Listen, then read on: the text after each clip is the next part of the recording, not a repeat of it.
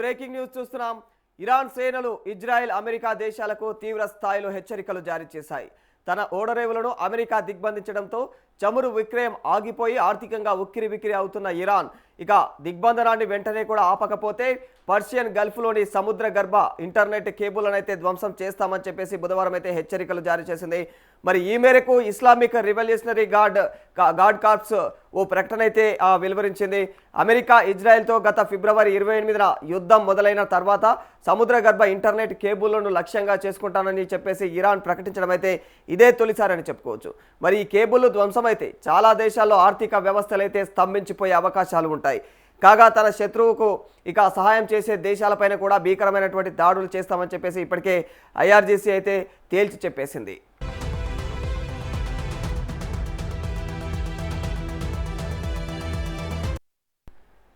ఇరాన్పై దాడులు చేసేందుకు ఇక మా పొరుగున ఉన్నటువంటి దేశాలకైతే తమ భూభాగాలను వాడుకునేందుకు ఇక అవకాశం ఇస్తే ఆయా దేశాలు వారి చమురు యొక్క ఉత్పత్తిని శాశ్వతంగా వదిలేసుకోవాల్సి వస్తుందని చెప్పేసి అయితే ఇక ఐఆర్జీసీ వైమానిక దళం అధిపతి జనరల్ మాజిద్ ఇక మౌసావి అయితే హెచ్చరికలు జారీ చేశారు.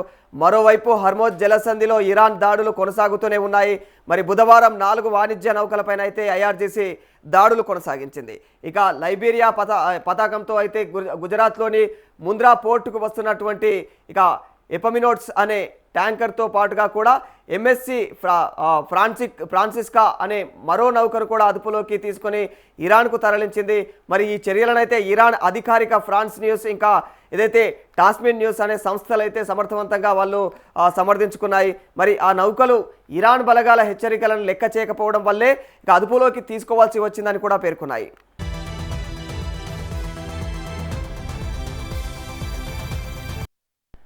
జలసంధి గుండా వాణిజ్య నౌకలు వెళ్లాలంటే ఖచ్చితంగా తమ యొక్క అనుమతి తీసుకోవాలని ఇరాన్ నేవీ ఎక్స్ వేదికగా ప్రకటించింది.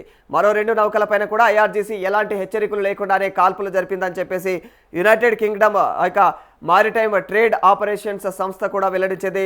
కాగా ఇరాన్ పోర్టులను అమెరికా నిర్బంధించడానికి ముందే ఆ దేశానికి చెందినటువంటి 34 చమురు నౌకలు 8,400 కోట్ల విలువైనటువంటి చమురుతో హర్మోజ్ నుంచి బయటకు వెళ్లిపోయాయని చెప్పేసి ఫైనాన్షియల్ టైమ్స్ వార్తా సంస్థ అయితే పేర్కొంది.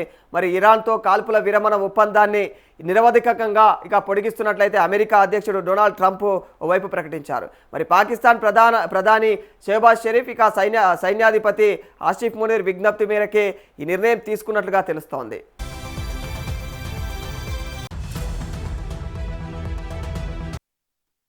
మరి 2 దేశాల మధ్య ఈ నెల 8న కుదిరినటువంటి కాల్పుల విరమణ ఒప్పందం గడువు అయితే ఇక బుధవారంతో ముగిసిపోయింది. మరి అంతకుముందే పాకిస్తాన్తో 2 దఫాలుగా చర్చలు అయితే కొనసాగం 2 చర్చల కోసం కూడా 2 దఫాల చర్చల కోసం అయితే ట్రంప్ విశ్వ ప్రయత్నాలు చేశారు. తమ యొక్క ప్రతినిధి బృందాన్ని పాక్కు పంపుతున్నట్లుగా కూడా అధికారికంగా ఆయన ప్రకటించారు. మరి కాల్పుల విరమణ ఒప్పందం గడువు ముగిసేలోపు ఇరాన్ శాశ్వత శాంతి ఒప్పందానికి ముందుకు రాకపోతే మాత్రం ఆ దేశంలోని ప్రతి విద్యుత్ ప్లాంట్లను కూడా ప్రతి వంతెనను కూడా ధ్వంసం చేస్తామని చెప్పేసి కూడా హెచ్చరికలు జారీ చేశారు.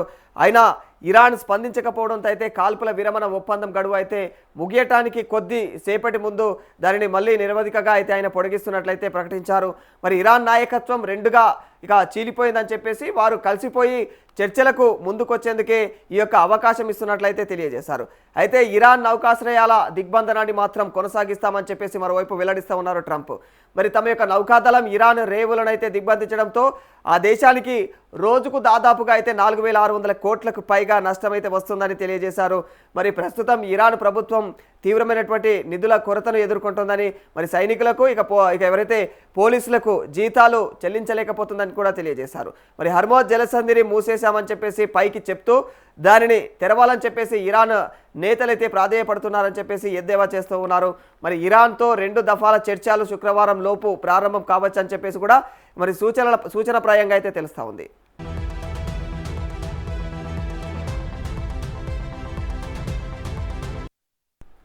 ట్రంప్ ప్రకటనను ఇరాన్ ఎద్దేవా చేసింది. కాల్పుల విరమణ పొడిగింపు అనేది ఆకస్మిక దాడుల కోసం సమయం తీసుకునే ఎత్తుగడ అని చెప్పేసి వాళ్ళు మాట్లాడుతూ ఉన్నారు.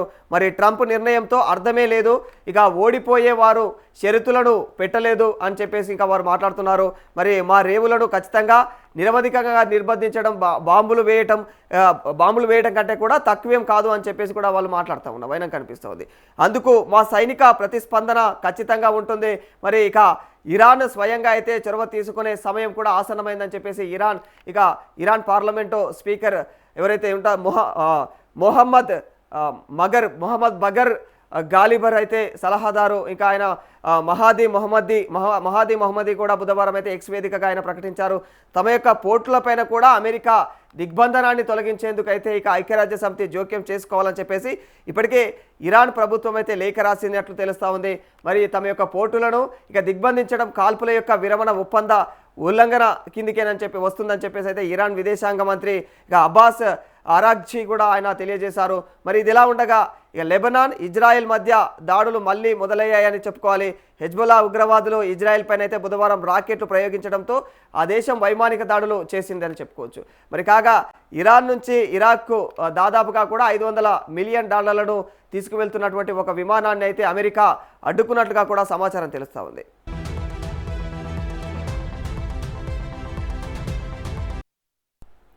ఇక ఇరాన్ హర్మోజ్ సముద్ర మార్గంలోని అండర్సీ కేబుల్స్ను కత్తిరిస్తే ప్రపంచ ఇంటర్నెట్ పూర్తిగా ఆగిపోదు, కానీ తీవ్రమైనటువంటి అంతరాయాలు మాత్రం ఖచ్చితంగా ఏర్పడతాయి. మరి ఇంటర్నెట్ వేగం తగ్గడం, ఇక కొన్ని దేశాల్లో అయితే ఆర్థిక వ్యవస్థలపైన ప్రభావం పడే అవకాశాలు కూడా ఎక్కువగా కనిపిస్తూ ఉన్నాయి.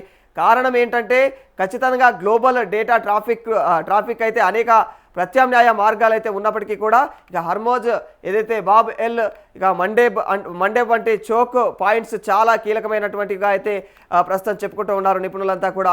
మరి మొత్తంగా ఇరాన్ హర్మోజ్ లేదా బాబ్ ఎల్ మండేబ్ వద్ద అయితే కేబుళ్లను దెబ్బతీస్తే ప్రపంచవ్యాప్తంగా కూడా ఇంటర్నెట్ నెమ్మదిస్తుంది.